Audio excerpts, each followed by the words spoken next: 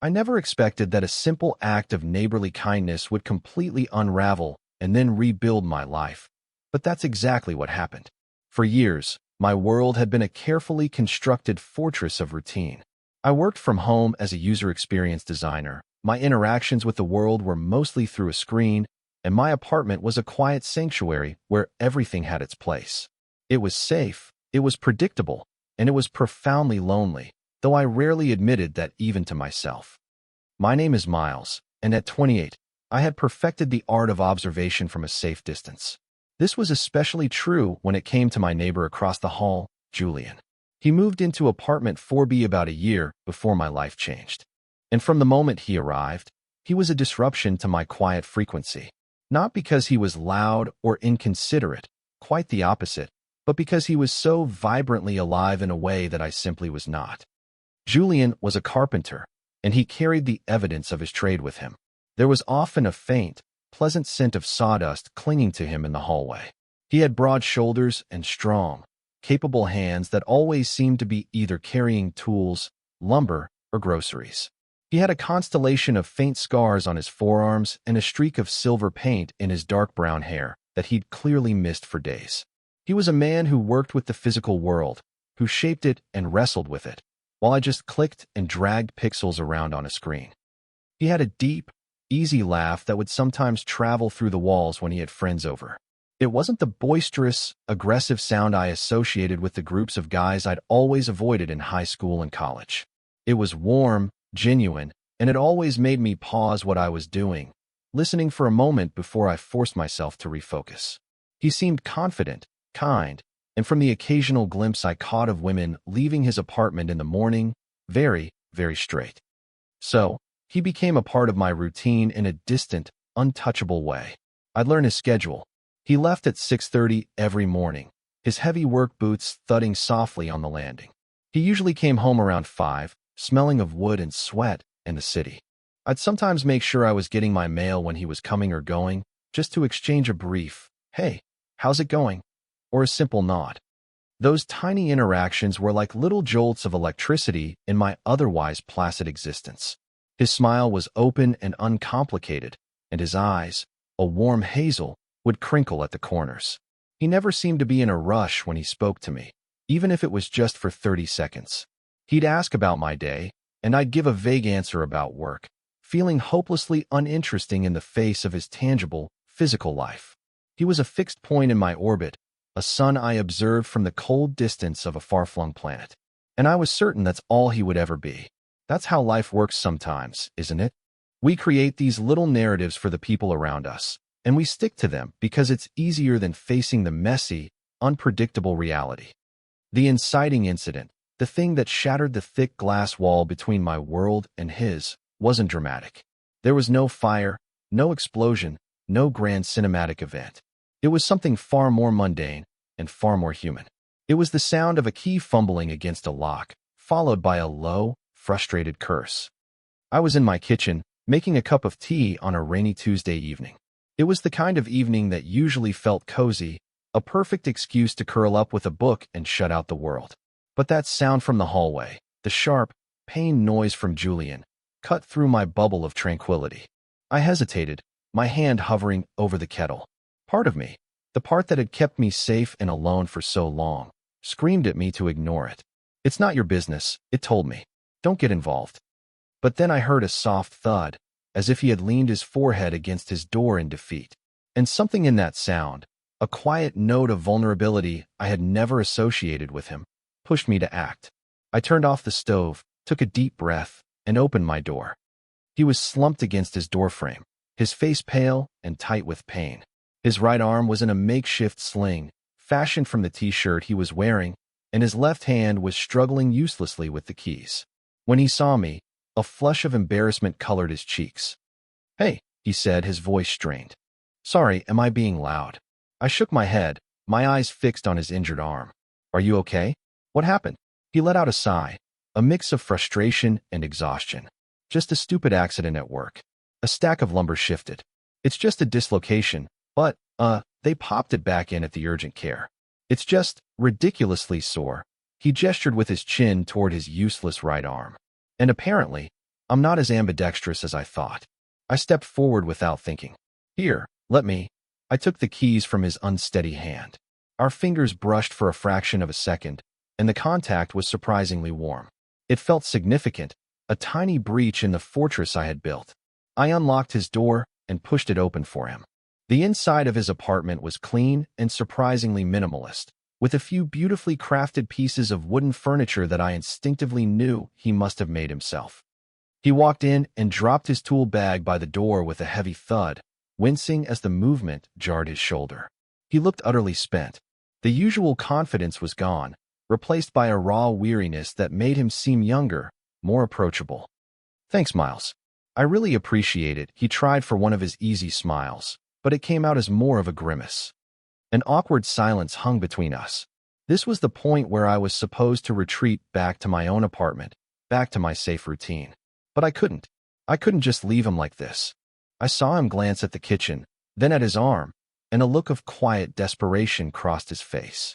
He wouldn't be able to cook, to open a jar, to do any of the 100 small things we take for granted. Before my cautious brain could stop me, the words were already out of my mouth. Have you eaten? I was just about to make some pasta. I can easily make extra. Julian looked at me, his hazel eyes wide with a mixture of surprise and relief that was so profound it almost broke my heart. It was as if I'd thrown him a lifeline. Really? You don't have to do that. It's no big deal, I insisted, my voice sounding more confident than I felt. Seriously, just go sit down. I'll bring it over in a bit. He hesitated for another moment, his pride clearly warring with his practical need. Finally, need one. He nodded slowly.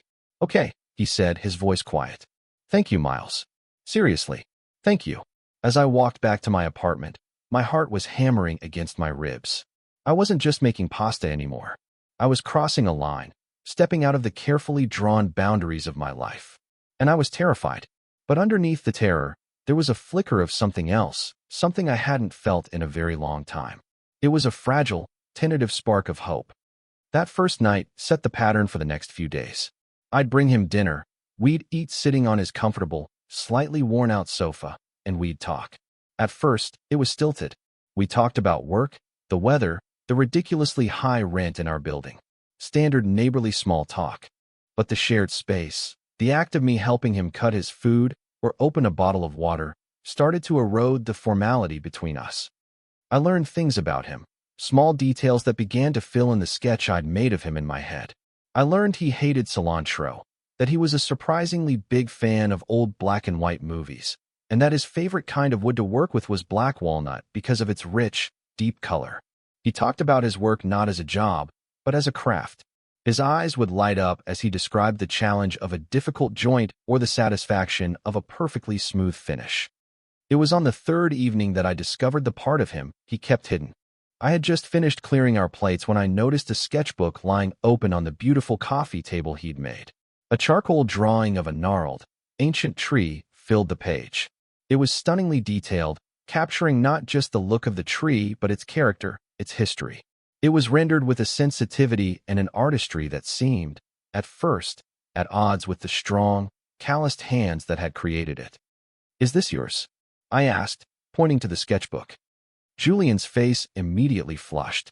He reached over with his good hand and snapped the book shut, as if I'd caught him in a deeply private moment. "Oh, that's nothing. I just mess around with it sometimes." "It's not nothing," I said softly. "It's really, really good. You're an amazing artist." He looked away, clearly uncomfortable with the praise. "It's just a hobby. Helps me think through designs for furniture sometimes," he shrugged, a gesture that was awkward and pained with his injured shoulder. "It's one thing to build something strong. It's another to build something beautiful, you know?" And in that moment, my perception of him shifted completely. He wasn't just the strong, confident carpenter from across the hall. He was this man who saw the world with an artist's eye, who cared about beauty just as much as he cared about strength. He contained a quiet thoughtfulness, a vulnerability that he kept tucked away behind a wall of sawdust and easy smiles. That revelation did something dangerous to my heart. It made him seem real. It made him seem possible. Later that evening, a small, significant moment happened. It was so minor, so fleeting, that it would have meant nothing to anyone else. But to me, it felt like a tectonic shift. He was trying to change the channel on the television, but the remote was small and his left hand was clumsy with it. He fumbled, and it clattered to the floor between us. We both bent down to get it at the same time. Our heads bumped gently, and as we both looked up, our faces were only inches apart. I could see the flecks of gold in his hazel eyes, could feel the warmth of his breath on my skin. The air grew thick and heavy. For a split second, I saw his gaze flicker down to my lips, and my own breath caught in my throat. Then, just as quickly, the moment was over. He pulled back, a nervous laugh escaping him. "Sorry," he muttered, rubbing the back of his neck with his good hand. I picked up the remote and handed it to him, my own hand trembling slightly. "No problem," I managed to say, my voice a little too high. Our hands brushed as he took it from me. It was the briefest of touches, skin against skin, but a current of electricity shot up my arm. He pulled his hand back as if he'd been burned, and a deep blush crept up his neck. We didn't speak for a few minutes after that, the silence in the room filled with the unspoken thing that had just passed between us. I spent the rest of the evening replaying that moment in my head, dissecting it, analyzing it. Was it just an accident? Or did he feel it too? The hope in my chest was becoming a painful, fluttering thing, a caged bird beating its wings against my ribs. By the fifth day, Julian's frustration with his own helplessness had reached a peak. Little things were setting him off. Not being able to tie his own shoes, struggling to open a carton of milk, dropping things constantly. I was trying my best to help without hovering, to give him space while still being available. It was a delicate dance of proximity and respect. That evening, he emerged from his bathroom looking more dejected than I'd ever seen him. His hair was damp in places, but mostly dry and messy. He was holding a bottle of shampoo in his good hand, his expression a mixture of embarrassment and defeat. "This is ridiculous," he said, his voice low and tight. "This is the most pathetic thing ever." "What's wrong?" I asked, trying to keep my tone light. He gestured vaguely toward the bathroom with the shampoo bottle. I can't wash my own hair. I tried. I just ended up getting soap in my eye and water all over the floor." He let out a harsh, humorless laugh. A grown man who can't even wash his own hair. My heart ached for him. It wasn't about the hair, not really. It was about the loss of independence, the indignity of needing help for something so basic, so private. The air in the room grew quiet, charged with his vulnerability. I knew what I had to do, but the thought of it made my stomach twist into knots. I can help you," I offered, the words feeling huge and clumsy in my mouth. Julian's head snapped up. He stared at me, his eyes wide and searching. I could see the conflict warring in his expression, the desperate need versus the profound awkwardness of it all. He was about to refuse. I could see the denial forming on his lips. But then his shoulders slumped in resignation. "Would you?" he asked, his voice barely a whisper. It was the smallest, most vulnerable sound I had ever heard from him.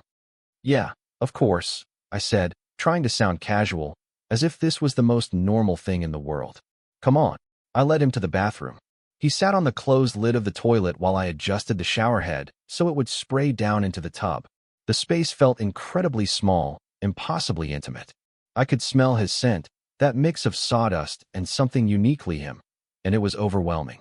I took off my own sweater so it wouldn't get wet, leaving me in just a t-shirt. "Okay, just lean your head over the tub," I instructed, my voice shaking slightly. He did as I said, stripping off his own shirt first so it wouldn't get soaked. My eyes snagged for a moment on the smooth skin of his back, the definition of his shoulder blades, before I quickly looked away, my cheeks burning. He rested his forehead against the cool tile of the shower wall, his injured arm held protectively against his chest. I turned on the water, testing the temperature with my hand until it was warm. I took a deep breath, and then, my heart pounding, I gently guided his head under the spray. His hair was thick and soft. I poured a small amount of shampoo into my palm and began to work it into his scalp. My fingers moved slowly, carefully. At first, he was tense, his whole body rigid with unease. But as I worked the lather through his hair, massaging his scalp with gentle, circular motions, I felt him begin to relax under my touch. He let out a soft sigh, a sound of pure surrender that vibrated through my own chest. The world narrowed to that small, steamy bathroom. The only sounds were the rush of the water and our quiet breathing. I wasn't thinking anymore. I was just feeling. The slide of his wet hair between my fingers, the warmth of his skin, the profound trust he was placing in me.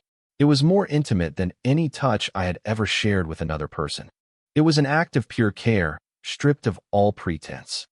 When I was done, I rinsed his hair thoroughly, my fingers combing through the strands to make sure all the soap was gone.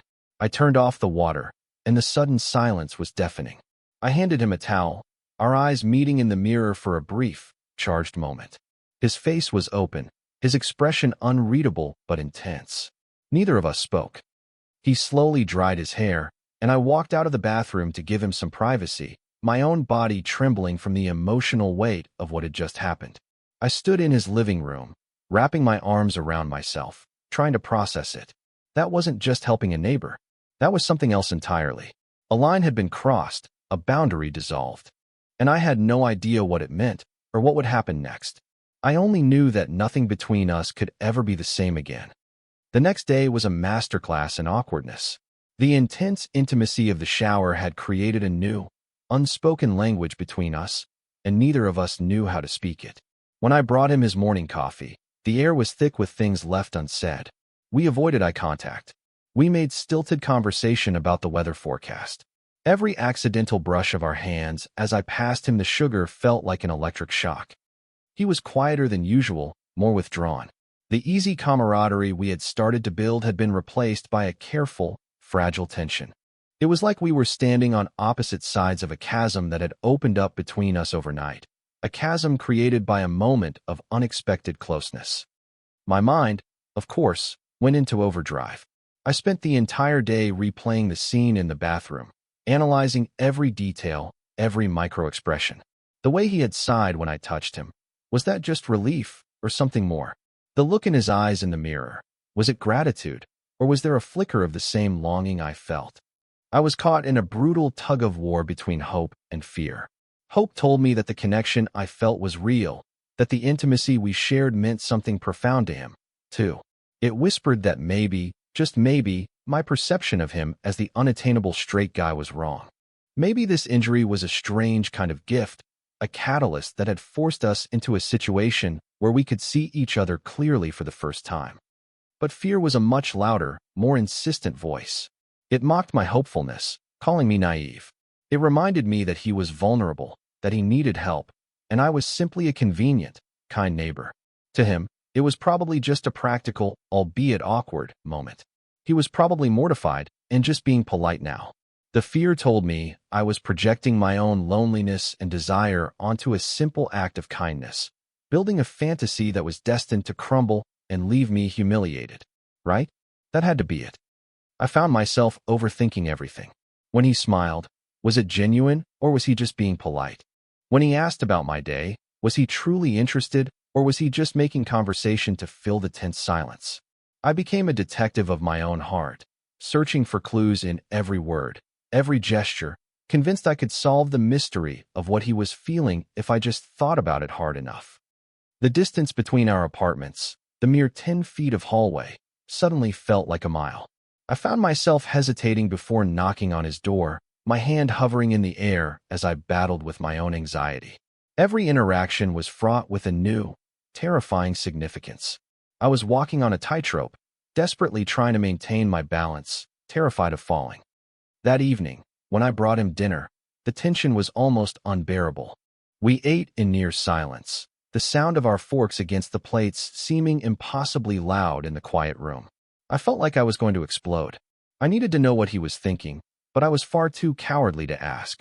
The risk of rejection, of shattering the fragile connection we had, was too great. After we finished eating, I stood up to collect the dishes, eager for a reason to move, to do something other than sit in this suffocating silence. Well, I should probably let you get some rest, I said, my voice sounding strained and artificial. I was already halfway to the door, my escape planned. I just wanted to get back to my own apartment, where I could nurse my anxious heart in private. I needed the safety of my routine. I needed the walls of my fortress back up. Because this feeling, this wild, uncertain hope, was far more dangerous than the quiet loneliness I had grown so accustomed to. At least the loneliness was predictable. This was just chaos. I had my hand on the doorknob, ready to retreat to the safety of my own apartment.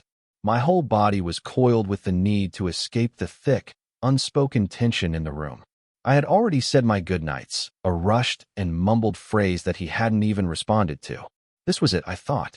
This is where my foolish fantasy ends. But as I turned the knob, his voice cut through the silence, quiet but firm. Miles, wait. I froze, my back still to him. I couldn't bring myself to turn around. My heart was a frantic drum against my ribs. I waited, bracing myself for the inevitable letdown. He was probably going to thank me for my help and tell me he was fine on his own now, a polite dismissal. I heard the soft shuffle of his feet on the hardwood floor as he crossed the room. I felt his presence behind me, a warm weight in the space. Still, I couldn't move. I kept my eyes fixed on the door, on my escape route. Then, I felt a gentle tug at my side. He had caught my belt loop with 2 fingers. It wasn't a demanding pull, just a light, questioning pressure. Come here, he said, his voice low and closer than I expected. My breath hitched. Slowly, as if in a dream, I let go of the doorknob and turned to face him. He was standing so close I could see the faint stubble on his jaw, the worried line between his brows. His hazel eyes were searching mine, filled with an intensity that made my knees feel weak. I'm sorry, he began, his voice raspy with emotion. I'm sorry if I've been weird today. I haven't known what to say. It's okay, I whispered, though it wasn't. He shook his head, his fingers still hooked into my belt loop, anchoring me in place. No, it's not. What you did for me, what you've been doing all week, it's been more than just being a good neighbor. He took a shaky breath. And yesterday, in the bathroom, that wasn't just about washing my hair, was it? My heart stopped. This was it. The moment of truth. I couldn't speak, so I just gave the slightest shake of my head. No, it wasn't. A look of profound relief washed over his face. Okay, he breathed out. Good. Because it wasn't for me. Either, he finally let go of my belt loop, only to bring his good hand up to cup my cheek. His touch was hesitant at first, his thumb stroking my skin so gently it was barely there. It was the touch of a man who was used to working with wood, not skin, and the carefulness of it undid me completely. I've wanted to talk to you for months, Miles, he confessed, his voice thick with a vulnerability that mirrored my own. Properly talk to you. Not just in the hallway. I'd see you, and you always looked so self-contained. So calm. I didn't know how to approach you without feeling like some clumsy oaf. He let out a small, self-deprecating laugh. And then this happened. He gestured to his injured arm. And suddenly, I had no choice but to be a clumsy oaf. And you were just kind. Tears pricked at the corners of my eyes. All the anxiety, all the fear I had been carrying, began to dissolve in the warmth of his confession. I thought you were. I trailed off, unable to say the word. Straight, he finished for me, a small, sad smile on his face. Yeah, I know. Most people do. I've never been very good at this part of my life. It's always been easier to just let people assume. His eyes held mine. But I don't want you to assume. I want you to know. And then he leaned in. He moved slowly, giving me every opportunity to pull away. But I didn't. I couldn't have moved if I wanted to. I met him halfway, my eyes fluttering shut as his lips finally met mine. The kiss was nothing like I had imagined. It wasn't fierce or demanding. It was soft, questioning, and filled with all the unspoken tension of the past week. It tasted of coffee and relief and a profound, shared loneliness that was finally coming to an end. It was a kiss that said, "You see me. I see you. Thank God." When we finally broke apart, we rested our foreheads together, both of us breathing heavily. He threaded the fingers of his good hand through my hair, holding me there. All the fear was gone, replaced by a feeling so vast and bright it felt like the sun rising inside my chest. So, he murmured against my lips, a real, genuine smile finally reaching his eyes. I guess what I'm trying to say is, would you want to get dinner sometime? Like, on a real date? Once I can cut my own food again. I laughed, a real, happy sound that felt foreign and wonderful coming from my own throat. Yeah, Julian, I said, my voice full of a certainty I hadn't felt in years. I'd like that very much. In the weeks that followed our first kiss, the world seemed to shift into a brighter, more vibrant color palette. The awkwardness that had defined our interactions vanished, replaced by an easy intimacy that felt both thrillingly new and comfortingly familiar. Julian's arm healed quickly, but my role in his life didn't end. I was no longer just the helpful neighbor. I was the person he called at the end of the day, the person he shared his sketches with first, the person whose hand he reached for when we watched old movies on his couch. Our first official date was at a small Italian restaurant downtown. Julian, true to his word, could now cut his own food, but he kept reaching across the table to steal bites from my plate anyway. We talked for hours, filling in the gaps of our lives, sharing stories from our childhoods, our past heartbreaks, and our future dreams. I learned about the grandfather who taught him carpentry, and he learned about the shyness that had followed me through my life like a shadow. It felt less like a first date and more like a conversation we'd been waiting our whole lives to have. His apartment, once a foreign territory, became as familiar to me as my own. I loved the way it smelled of sawdust and lemon-scented polish. I loved the solid, beautiful furniture he had crafted with his own hands. I would often sit and watch him sketch, mesmerized by the way his rough, capable hands could create such delicate, intricate lines on paper. He was a man of beautiful contrasts, strong and gentle, practical and artistic, confident in his craft but shy in his heart. We fell into a rhythm that felt as natural as breathing. We'd cook together in his kitchen, navigating the space with a comfortable choreography. We'd take long walks on weekends, his hand warm and solid in mine. He introduced me to his friends, a loud and loyal bunch who welcomed me with a surprising warmth, their easy acceptance a balm on old anxieties. And I, in turn, felt myself opening up, shedding the layers of caution I had worn for so long. With Julian, I didn't have to be just an observer. I could participate. I could be seen. A few months later, on a cool autumn evening, we were curled up on his sofa. A half-finished bottle of wine sat on the coffee table next to the sketchbook where he was designing a new bookshelf. He put his pencil down and leaned back, stretching his arms over his head. His right shoulder, now completely healed, moved with its old fluidity. There was no sling, no wince of pain, just a faint, silvery scar that was barely visible. He looked over at me, his hazel eyes soft in the warm lamplight. "You know," he said quietly, "I'm almost grateful I was such a clumsy idiot that day at work." I smiled, leaning my head against his good shoulder, the one that had once been so broken. "Almost. Well, the pain was pretty terrible," he chuckled, wrapping his arm around me and pulling me closer. "But it brought me here. It brought me to you." He paused, his expression turning serious and earnest. "You took care of me, Miles. You saw me when I was at my absolute weakest, and you didn't run away. You stepped in." I thought back to the man I was before him, the man who lived in a fortress of routine, who observed life from a safe distance. I thought about the fear that had almost kept me from opening my door that first night. And I thought about how one small act of vulnerability, his in needing help and mine in offering it, had changed everything. It's funny, isn't it? We spend so much of our lives trying to appear strong, building walls to protect ourselves from getting hurt. But sometimes, the most profound connections are forged not in our strength, but in the moments we dare to let our walls crumble. Sometimes, you just have to be brave enough to open the door.